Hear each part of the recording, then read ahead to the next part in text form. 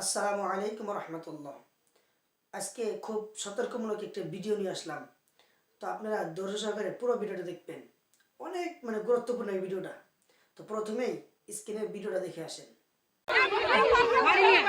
এই আর কয়জন আছে সেটা বলে। এটা হবে না, এটা হবে না, এটা হবে না।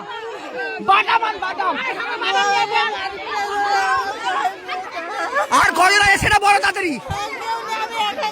না কোথা কোথা করেছি আমি কিছু করেছি কে মনে না করেছি একলা ছিল বলে নিয়েছি হ্যাঁ একলা ছিল হ্যাঁ একলা ছিল কৃষ্ণে এ কাইয়া সাইন বাদামটা নিয়ে আনা। তো ছাবালি ছাবাল ছিল বলে আমি এ কেউ মাইস একটা বাদাম আর সব বেরিয়ে যাবে। একটা বাদাম আর না। তো আপনারা ভিডিও দেখে কমের বেশি সবাই বুঝতে পারছেন।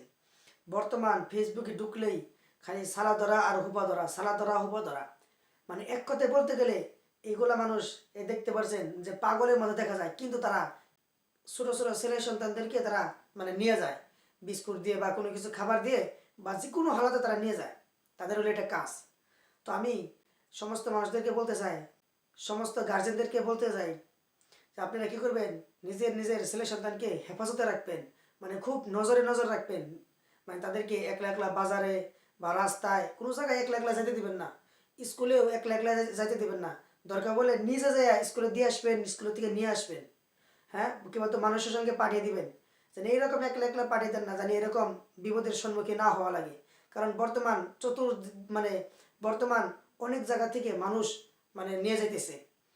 তো আপনারা সবাই বেশি বেশি দোয়া করবেন যেন আল্লাহ তাআলা আমাদের সবাইকে এরকম বিপদ থেকে হেফাজত করেন, আমিন।